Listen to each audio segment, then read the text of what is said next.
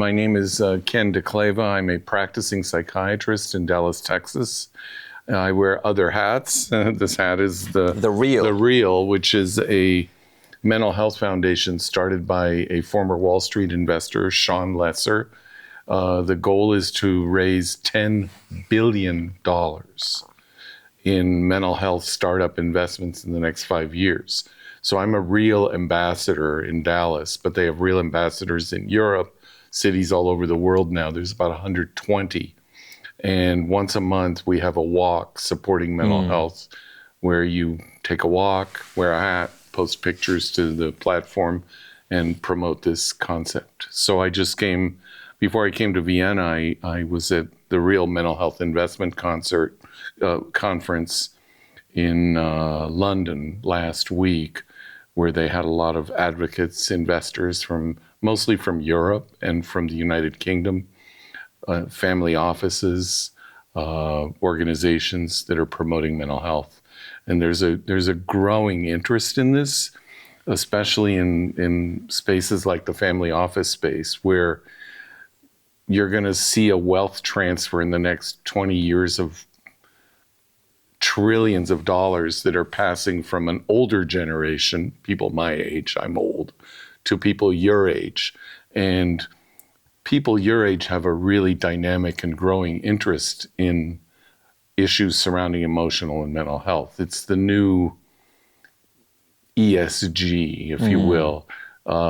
Climate change is passé. Mental health is the new ESG, and there's a lot of room for investment. So that's why I'm wearing this hat. And how is it going so far? According to Sean, great. They've got some startups and they've got an investment fund they're going to create, and they have a lot of people from huge family offices throughout Europe and the United States. These are families and high net worth individuals that are operating in the billions of dollars that are looking to invest in novel technologies that can create more access to mental health. The challenge in investing in mental health is you can't scale access. We can't make enough psychiatrists or psychiatric nurse practitioners or therapists who have master's level or PhD psychologists to meet the demand. We can't generate those people. Therefore, the way you can scale mental health access is to scale technology. So technologies like at-home technologies like TMS, transcranial magnetic stimulation, there are now devices that can do at-home migraine treatment. So you put the device and hold it, program it on your phone for a few minutes a day, and your migraine goes away. I saw one of these in a regular supermarket in Vienna, not even in a very specific shop. It's not ready for a supermarket, but what you saw is probably a gadget that you can put, and these gadgets you can program them to decrease. They do direct stimulation, but there are now companies in Europe also, like Flow Neuroscience. I think it's a Swedish company. They bought a company called Halo. I met the former CEO, who's an American medical school graduate and entrepreneur. It basically looks like a football helmet, and it's programmed to do direct cortical stimulation after brain injuries. So if you think of an athlete who's been injured and you can do virtual reality programming in that, then their recovery is shortened. So they can sort of imagine themselves kicking the soccer ball or doing the basketball shot or the tennis shot, even though they're recovering from an injury. So there's a lot of interest in this space with things like TMS, psychedelics, like psilocybin, ketamine, ibogaine for PTSD, ecstasy.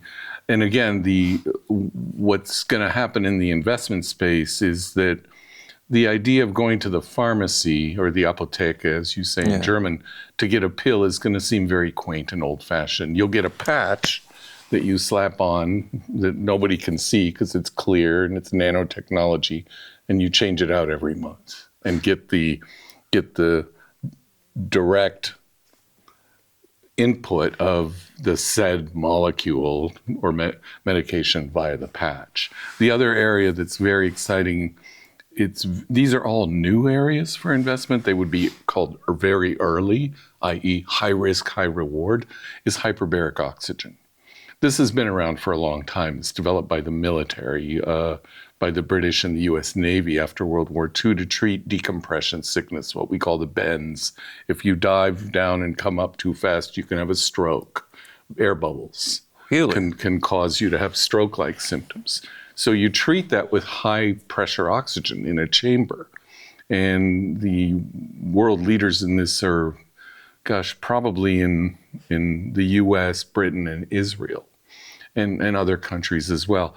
But now for years, we've known that hyperbaric oxygen therapy is good for things like wound care.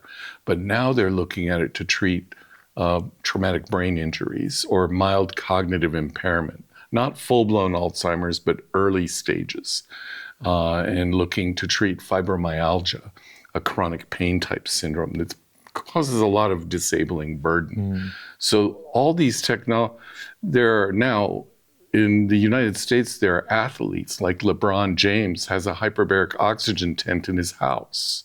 So it looks like a tent that you go camping in. And you zip it up and turn it on, and you create a hyper-oxygenated space to decrease stress. So this technology, you can imagine where you can have a higher strength of hyperbaric oxygen to treat neurologic and neuropsychiatric conditions. So this is another exciting type of technology that, as the cost of the technology comes down, then you can scale it, and you could buy it on Amazon and program it for your condition. This will happen, I believe, in the next 10 to 15 years. Wow. So if you want to invest, this is the time to get in early. If you look at investments of things like apps, mental health apps, it's late. That's already done. Or look at telemedicine companies companies that make apps in the US like Headspace. They own 80-90% of the market. So if you're brand new, you're not going to burst into that market. So you're saying that it's the future is more about curing real diagnosis about mental health? Treating and making the technology accessible to patients so that they can get the treatment in their home. This was the only silver lining during the COVID pandemic, that we knew something that I already knew before because I had done it in my earlier work as a physician diplomat all over the world. You can do telemedicine from my house to the patient's house, or my office to the patient's house, or the patient can be sitting in their car. I have a lot of patients I see, they're sitting in their car in a parking lot. We ask them to pull over so they won't get in a crash. And they're having a telemedicine follow-up visit for 20 minutes with me because they have a 5G smartphone. So a smartphone is an example of bringing technology to the patient, just like the smartphone allows you to plan your restaurant, choose your restaurant and make a reservation, or buy your airplane ticket or your hotel, or play a video game. It can do many things. How did you get into this world? Well, I'm a psychiatrist, and I'm old, but I think like a youngster. I didn't say that the first time, but I'll say it now. You're not old. You're only older than me, but you're not old. I think like a young person. So these technologies, I find them exciting, and I like talking to people that are innovators, because I think that's where you see real change.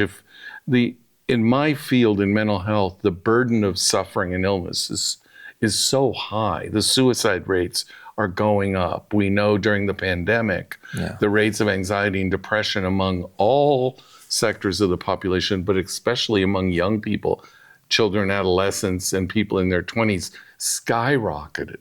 So we can't wait for traditional academic science to say, we'll find a new drug for you in the next 20 years. We don't have 20 years. In the United States, the suicide rates are going up.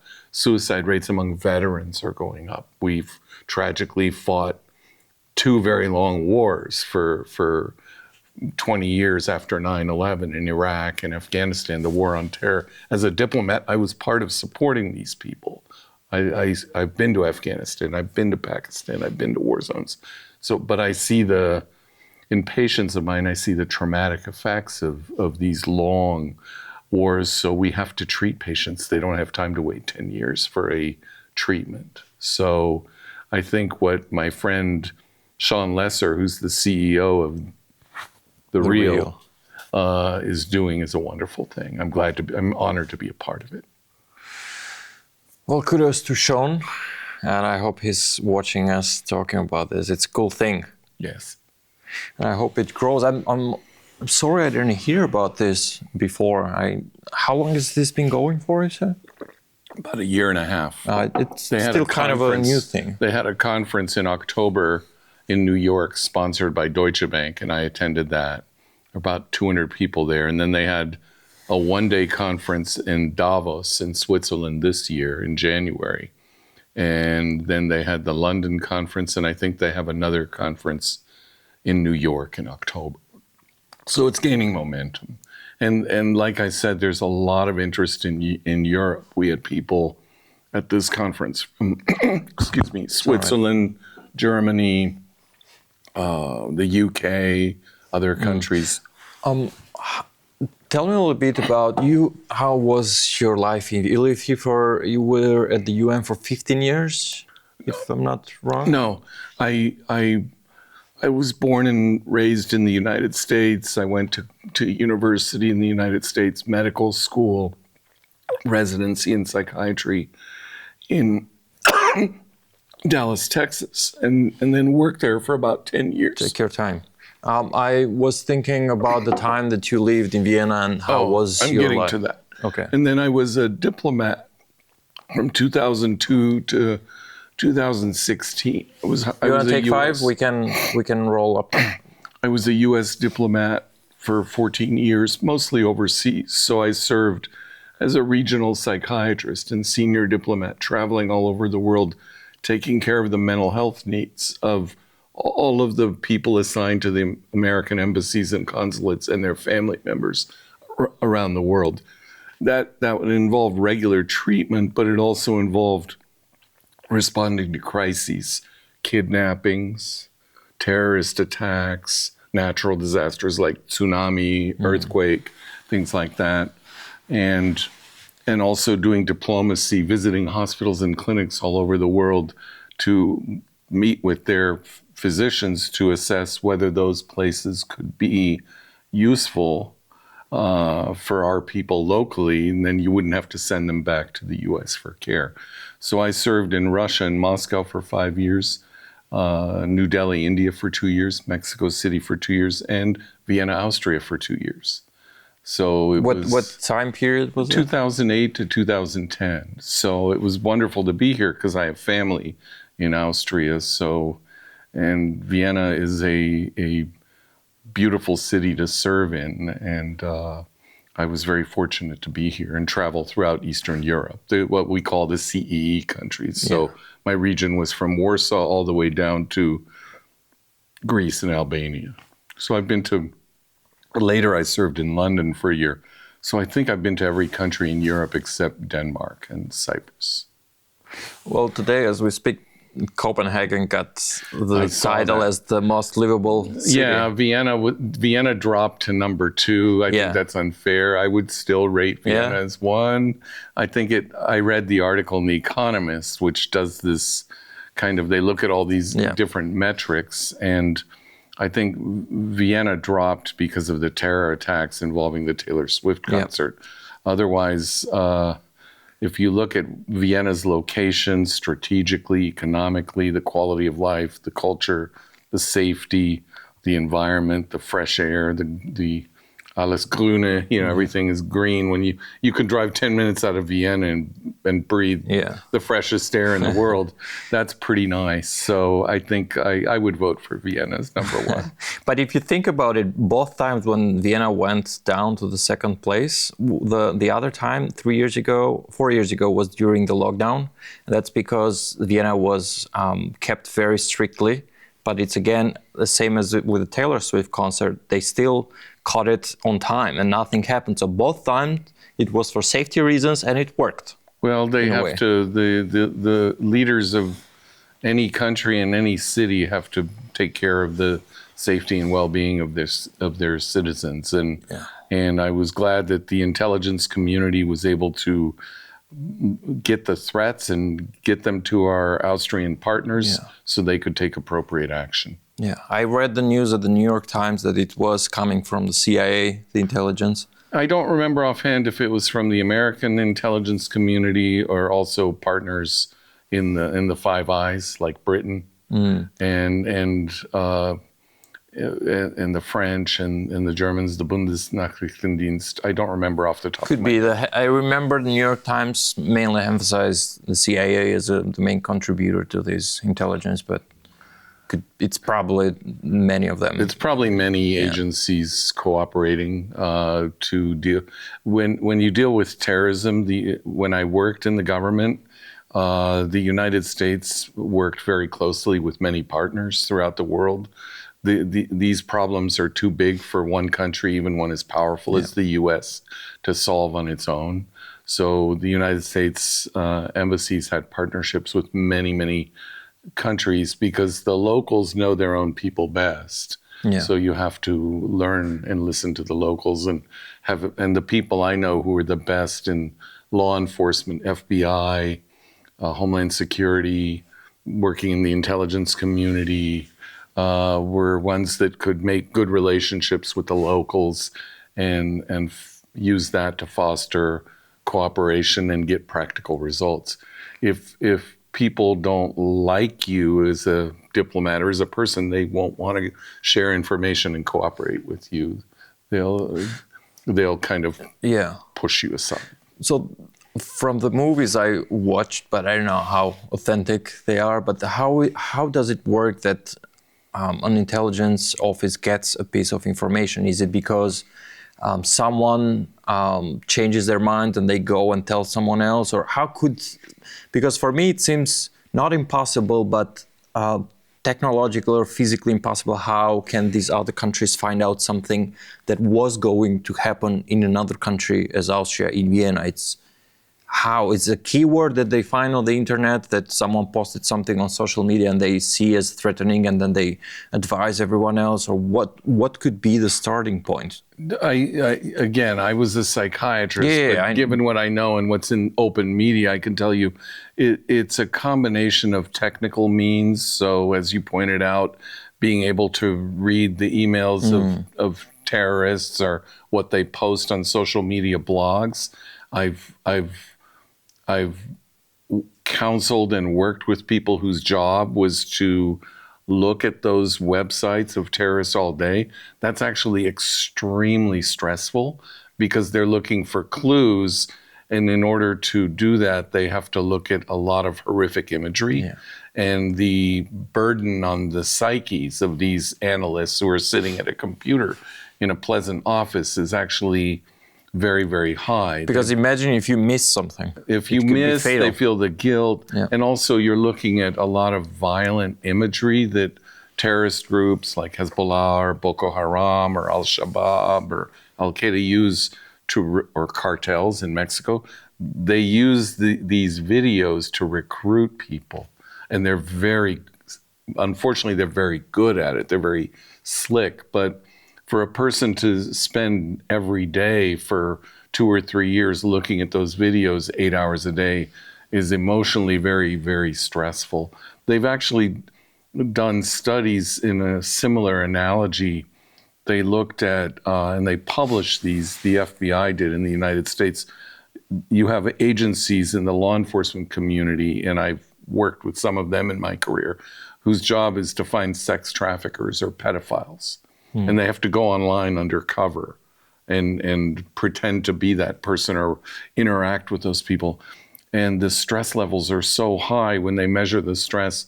They're higher than people who are working undercover to infiltrate a gang of drug dealers or a motorcycle gang where if you make a mistake, you get killed. They're sitting in a home office or in an office that they drive to, there's no physical threat to their life, but the threat to their psyche is quite high. There was this new movie last year, The Sound of Free. I don't know if you... Yeah, I saw it. That was telling this story, and that was doing, I think, this kind of infiltration, that they were going undercover, and it was based on a true story, as it said. Yeah, I that was a good movie, but it's controversial because when they show a movie, they take liberties with the way things are done in order to make it appropriate for Hollywood and the viewers. So, but I know people who've done that kind of work, and I've been to conferences on child abuse and things like that, working with law enforcement. So I'm familiar with how they do that work. It's very, very difficult. Yeah. Going back to you're living abroad, how does it feel? Like being in how many countries? Did you count them? How many countries did you live in? Not how many. I've lived in during my life. I lived in Belgrade for a year when I was young, at university, and learned Serbian and traveled throughout what was then the former Yugoslavia. And then I was a student. I wasn't part of the government then. When I joined the government as a diplomat, I lived in Moscow, and then New Delhi, then Mexico City, then Vienna, then back to Moscow, then Washington, and then London. But I traveled. My job involved traveling to other countries in my region. So every other week I would be going to a different country. I traveled 150,000, 200,000 kilometers a year easily. Wow. I was on the road 60% of the time. Home for a few days, gone for 4 or 5 days. Back like a rock star. No, just a busy doctor. So I enjoyed the work. I enjoyed the challenges. I enjoyed the people I worked with. A lot of really high quality people. Many of them serving in difficult places that are dangerous or very austere, very remote. I've been to a lot of countries in Central Asia or Central America, and I've been to Haiti many times. These are very difficult places to live in. So but I enjoyed supporting the people and helping them out so they could do their job. How did you came to write? That's a funny question. When I retired and I went back to Texas and work as a full-time psychiatrist, people said... So did you just say that when you retired, you went to work from the government? Now I still work full-time, seeing patients every day, all day. Okay. So a typical day for me, I see 16 patients back to back for 30 minutes each. Wow. One after another. And they're very sick, so they're complicated, so it's very busy. But okay, we'll go back to the writing, 'cause now this is very interesting. The writing... No, I mean, I want to ask something before we go back to the writing. Sure. How does it feel to talk to 16 different cases every day? How can you make your brain just split between stories, and how do you deal with them without thinking of other stories when you are in front of these people? When you're talking to one patient, either in person or I do about 70% of my work is done via video. We have a platform that's a secure medical platform that we use. And so I may see the patient in their living room, in their office, in their car. One time a patient was doing her hair in the bathroom and I told her, could you please go put your bathrobe on? I said, you wouldn't come to my office dressed like this. That's the rule. That's exactly what I tell people that want to have video calls from home and they just want to go in their pajamas in front. I tell them just go in front of the camera the same way you'd come to meet me in the office. Exactly. You get my point. So you focus on each patient individually, and I'm trained to do that. I've been practicing for 36 years. So I have an electronic record in front, a medical record, so I review that for a few minutes before the patient logs on or comes to the office. And a lot of the patients, if they're follow-up patients, I know them. I've seen them some of them for many years, so I know their basic sense of who they are, their illness or illnesses, their stories. So you focus on the patient. That sounds to me very challenging, but it's probably, as you said, you're practiced to do that. Yeah, we're trained. Psychiatrists are trained to do that. You focus on the patient. You listen to their story, and everyone has a story to tell, even if they know me on each visit. Yeah. I had a patient I saw once, an elderly lady who I followed for many years. She has depression, and she had a problem with her family. We were done with talking about her medicines and that. I said, "Do you have any other concerns? Is there anything I've missed?" And she goes, "Well, let me tell you about this problem I'm having with one of my grown children." And we talked about it all. And she asked me what I thought. And I gave her some choices and options and kind of helped her reframe how to think about her problem. Kind of a brief psychotherapy type thing. And at the end, she smiled and said, "Thank you, Dr. Dekleva. You earned your money today. You earned your fee." I liked her sense of humor. Yeah.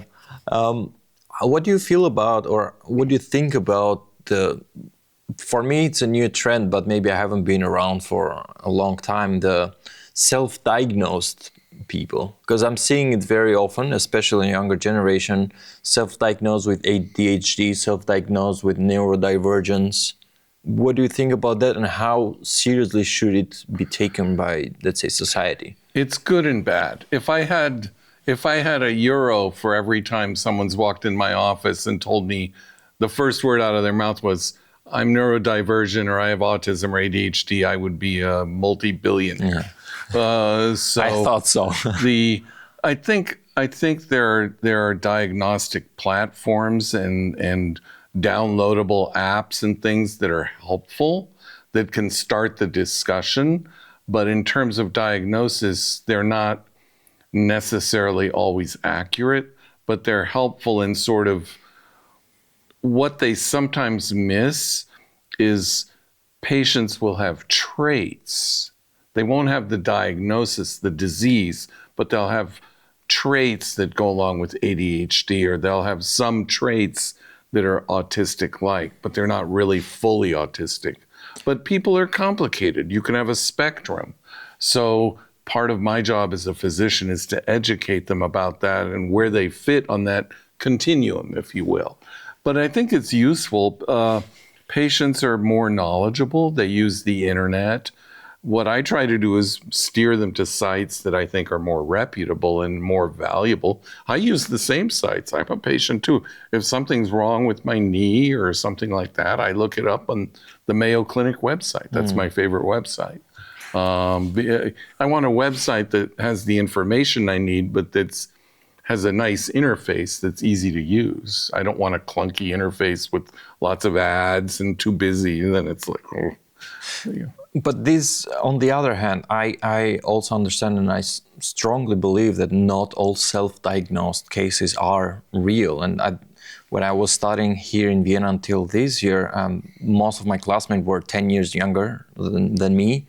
And at some point in one class, everyone was saying that they were neurodivergent. I didn't even know what the term was at the time, 1 year ago.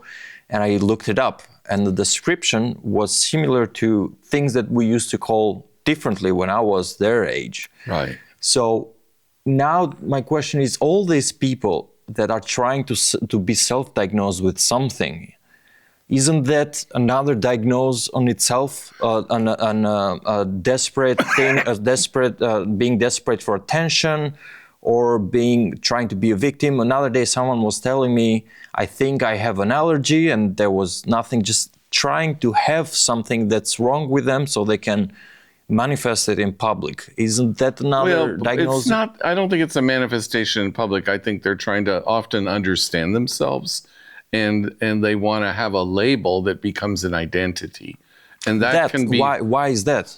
Well, they're searching, they're yearning, they're in some cases they may feel lost. They want an explanation that has explanatory power, that explains why they are the way they are.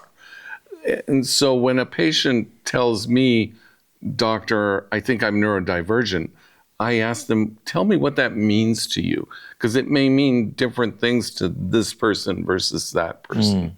And you can get a lot of different answers. So I want to get beneath the surface to understand the inner life of the person. That's much more interesting and valuable. And I will tell them, these are surface things. I want to learn about you, what you're really all about, not what label you have, because labels don't define us as human beings.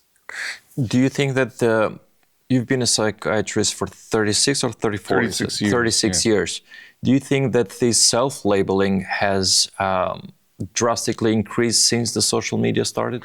Social media certainly can accelerate it, because you have these apps where you can go on now and self-diagnose. The problem is the accuracy of the apps. Now, is self-diagnosis and self-care a bad thing? Absolutely not. I think it's great, because I'm glad there are apps that will say you have a likelihood of having a severe depression or severe anxiety. You should seek medical attention. It should point them in the right direction. So the app can be like a friend. It would be like the patient telling the story to a relative or their best friend, and they say, you know what, this sounds complicated. You should get help. So if it helps people get help, then it's a good thing. Yeah. Yeah. And anyway, going back to your writing, that was very. So you just published a novel. It's your third? Yes, The Russian Diplomat's Wife, which is available on Amazon.com, but also in Germany, Amazon.de. And the link is in the description, by the way. Okay. When I retired from being a diplomat, people said, you should write a book. You've had all these amazing experiences. You've lived and traveled all over the world. I speak several languages. I've met a lot of interesting people in my life. Plus, in my previous life, I worked as a forensic psychiatrist, specializing in criminal cases, like Vienna blood. You know, that's what I did. You know, specializing in capital murder cases, murder, insanity, rape, kidnapping, child sexual assault, horrible things.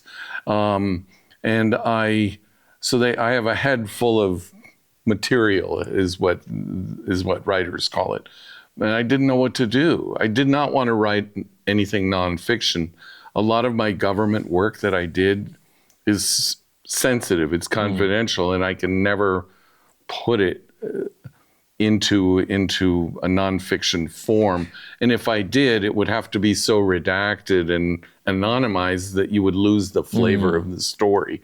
So I thought, gee, what about fiction? I love fiction, and it gives you more creative liberty. So I wrote a novel 3 years ago, The Negotiator's Cross, about a priest, an American priest from Texas, who had been in an elite, what we call a Tier 1 unit, a very secretive unit. I have friends who've served in these units. These units, some of them don't have names, so it's not even Delta Force or, you know, or SEAL Team 6 with the Navy. Those are Tier 1 units. These are Tier 1 units that are even more secretive. And he had been in this kind of a unit, was traumatized by some of the work, and then quit the unit, was working in Latin America and Mexico, and then found his way back home. And he was raised a Catholic, so he went into a church and was weeping, and a priest sat next to him, and thus began a friendship that led to his becoming a priest. And then he was sent to Mexico City, where he had a small parish. And while he's there, one of his parishioners goes missing, and they think he's been kidnapped by the cartels. So the priest gets pulled into complex hostage negotiations with the cartels. And even though the case doesn't resolve the way they want, he's very good at this. So this attracts the attention of the diocese, who say, we want to send you to Russia. We have a problem with an American priest who's been kidnapped by the Russian security services. We want you to help get him back. So he goes to Moscow, and it really is about his journey and his own identity and what happens to him psychologically and spiritually, dealing with these very complex cases and dealing with all these intelligence agencies, the Russians, the FSB, the SVR, dealing with CIA, DEA in Mexico, and dealing with the Mexican intelligence agencies, and dealing with the trauma of Sarajevo, because he gets caught up in trying to the Americans and the Russians are trying to find one of the characters in the novel is a former Spetsnaz soldier who was a witness at Srebrenica, where they had a massacre in 1995 of 7,000 Muslim civilians, men, women, and children. And he was a witness, and the Russians want to get him because they don't want the Hague Tribunal to call him as a witness, because it would be embarrassing for them if people knew that there were official Russians in an official capacity watching this horrible genocidal slaughter. So all these characters kind of play out. And then I wrote another novel, and then I thought I'll stop. But I was in Vienna last year at the Leopold Museum, which I've been to many, many times. Where the story starts. Yes. And I was walking by this beautiful painting by Gustav Klimt, Tod und Leben, Death and Life. And I was the only one in the room. And I thought, wow, this is so amazing. This is so cool. So I thought, I'm going to write a novel and start it with this painting. So that's why the painting is on the cover. And the novel starts with an American... Copernicus? Copernicus is his nickname, a deep cover intelligence officer, meaning deep cover means he has nothing to do with the embassy. He has no diplomatic immunity. And I never worked with such people, but I know a lot of such people. They're friends of mine. And they are very brave, courageous people, because they're really the tip of the spear in intelligence work. They're very brave people, because if they get caught, they can be thrown in jail or worse. So he's there, and this woman comes in the room, and he notices she's crying, and he speaks to her in German, and she replies in English, and he picks up on a Slavic accent. And he asks her why she's crying, and they have an interaction. And then he becomes curious about her. She leaves, and then sends him a postcard of the painting. And this only intrigues him more. Who is this person? And then the plot continues with him trying to recruit her, and she trying to recruit him. She turns out to be a Russian intelligence officer. Yeah. And they fall in love. And then the rest of the book is about how they find their own identity of who each of them is. Yeah. So it's a novel of love and identity.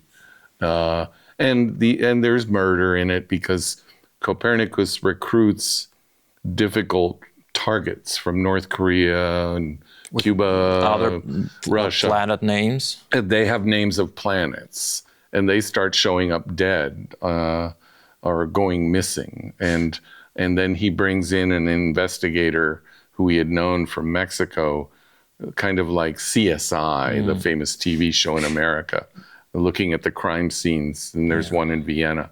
So it has all these subplots. And while Copernicus and the Russian lady are getting to know each other better in Vienna, a deep cover Israeli Mossad officer becomes aware of them and starts tracking them. This is as far as we will spoil it. We're not spoiling anything else. But I have two questions.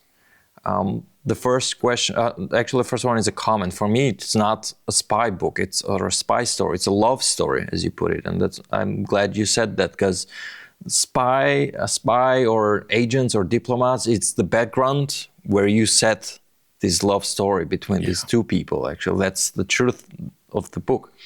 The second thing, why Russian? The other parts. And actually, I also had the question, why planet names? Because you put the Copernicus first, and then you put planet names. So regarding the first question, is it because Vienna, it was famous about Russian spies in Vienna years ago? We know that one of the ministers, she even invited the Russian president some time ago, if I'm not wrong. Karen Kneissel danced with Putin in 2018 at her wedding. Yeah, so this is public information. Yes. It's on the media. Is it because of this background that Vienna had that you decided to give this character that origin? Yeah, the Vienna was the setting. And Vienna is, in a sense, and Moscow, are, because of my descriptions of them, where they walk around, Café Central, Die Gloriette, Schönbrunn, Steinhof, it becomes almost like a character. I want readers to feel like they're walking the streets with one or both of these people. Same with Moscow. I love Moscow. I spent many years. I spent 5 years in Moscow. And a friend of mine who is a retired CIA officer who had served in Moscow, when I was there, I was in his office. We were just chatting. And he told me, "You need to learn your way around Moscow." He kind of growled at me. He goes, "You're new. You don't know your way around." He goes, "Every spy should know his city." I said, "I'm not a spy. I'm a psychiatrist." But he's right. You should learn your city. So I always enjoyed walking every city, learning my way around. And I learned my way around Mexico City. I drove all over Mexico City. I walked and took the subway and drove all over Moscow, city of 12 million people. And same with Vienna, same with London. So I enjoyed the physical part of seeing a city, of what we call wearing out shoe leather. So I wanted people to feel that. But Moscow touched me very deeply. When I speak the language, I like the Russian people. I love the culture. I love the history, the literature. I studied Russian history at university. But it's cold there, right? Yeah, I had to buy heavy down jackets when I lived there. I didn't need those in Texas. Yeah. And I had, it touched me very deeply, very emotionally. When I left Moscow, I also studied Russian martial art called Sistema. I was the first diplomat to study Sistema with the founder, the late Colonel Mikhail Vasilyevich Rybko. He was my friend and my teacher. I interpreted it for him at international seminars. The Russians beat the living daylights out of me with whips, sticks, punching, knives. But wow. I loved it. But when I left, my last class, when you take a Sistema class, you sit around and everyone says a few things, what they liked about the class. And I started talking and tears started flowing because it touched me so very deeply. And that never happened to me anywhere else. The other thing about Vienna, in about 15 years ago, this Viennese journalist named Emil Bobby published a book called Die Schattenstadt, or where the City of Shadows or City of Spies. Vienna has a long history, even now, of being involved in these so-called machinations of spies and intelligence officers. There are 20,000 diplomats posted in Vienna from all over the world, and it's thought 50% of them are intelligence officers. Yeah. And they had in 2010, they had the famous spy swap of what became the movie The Americans. Yeah. And that happened here in Vienna. It happened here on the tarmac at Schwechat. And my two best friends were managing the swap. Wow. Yeah, one of them, we were supposed to play golf that day, and I called him up. He said, "I'm kind of busy." And then I saw the news that night. And I go, that's what he was doing. The next day I go, "Can you play golf next week?" I see. I get it. You were busy. And the other one flew from Moscow to, he accompanied the people that the Russians released in 2010, including on that plane Sergei Skripal, who was then the target of a GRU assassination attempt in England with a poisoned Novichok in 2018. Yeah, these are the three most recent famous spy stories that we have in Vienna. 2010 exchange, the wedding of the minister, and I mean, that's not really a spy story, but it more hints into... There have been some other ones since then, and Vienna will always be a center for this because of the international organizations that are But even here. geographically, it's middle point. Centered. You have people from all over the world that are here. Places like Vienna and Brussels because of the EU, Geneva, Paris, Istanbul. If you go back in history and World War I and World War II, the same places were important, and I think they'll continue to be important for the next 30, 40, 50 years. Yeah. Do you think Vienna is a safe meeting ground, based on this meeting ground for the Eastern countries? Or it's just, again, a geographical middle point? I think it's I think it's both. It's got central location. There's a lot of money in Vienna. There's a lot of international banking and business with huge companies that have huge business exposure in Russia the last 20 years, like Raiffeisen Bank or the OMV deal, the $40 billion OMV deal that President Putin signed with then the Austrian Chancellor in 2018, I believe, when he came through. So there's a lot of connectivity economically. There's a lot of money flowing through in terms of the international banking system. So I think Vienna will always be important because of its geography, but also it's a very, as we were talking earlier, it's a very beautiful and civilized city to live and work in. It's very safe. And as President Putin once said famously, Vienna was his favorite city. So he would agree with the Economist's ranking when they gave it number one. Yeah? Because he said it has a unique mixture of tradition and modernity. I didn't know he said that. I think he's right. Well,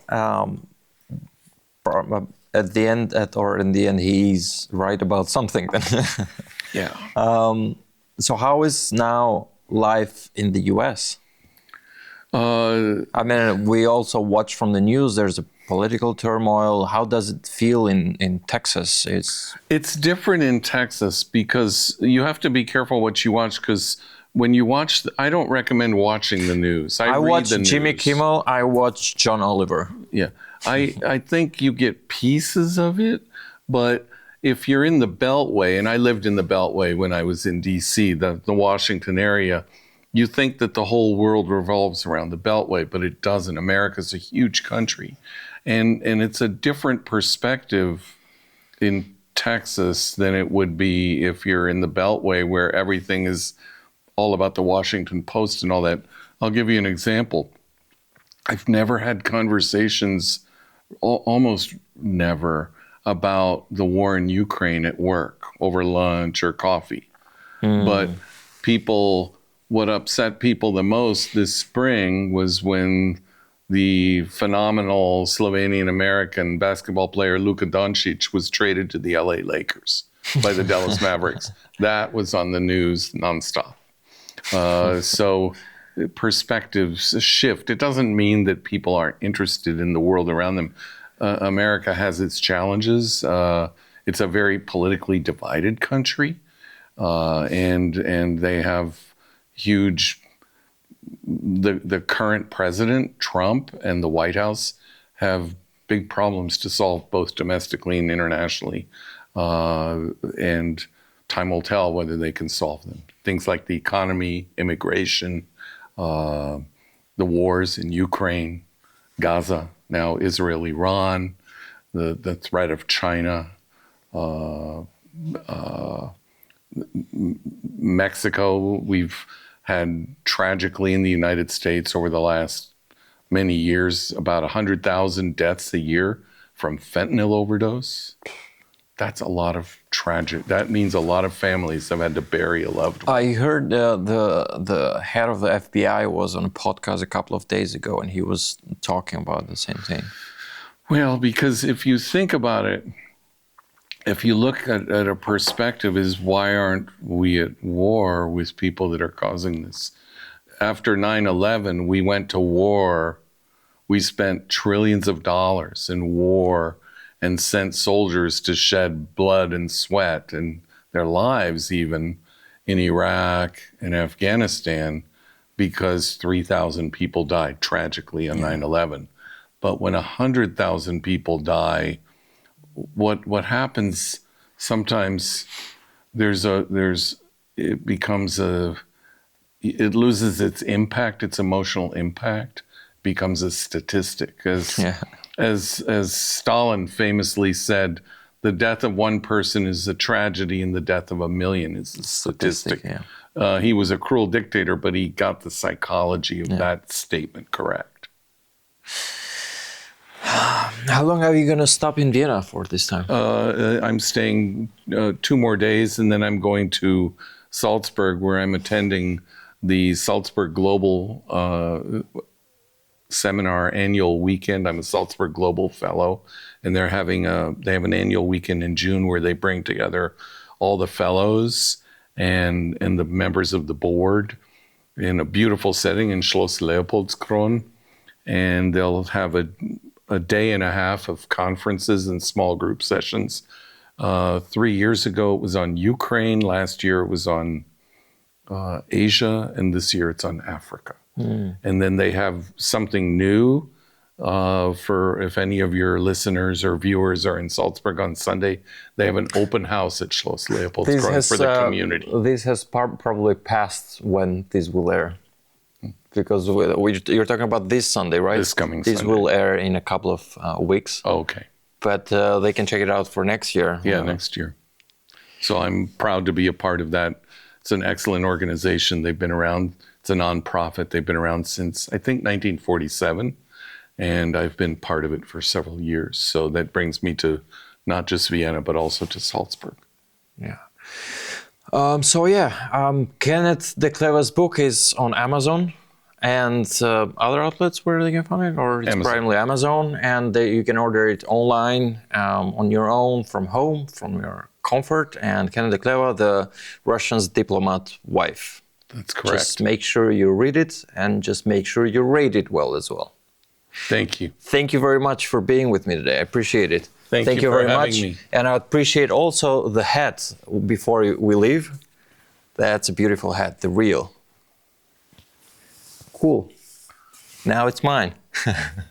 You can. I will connect you with Sean Lesser, and you can become a real ambassador based in Vienna. I would love to check that out. And do the walks, so I'll introduce you. I would love to check that out. Thank you. Thank you.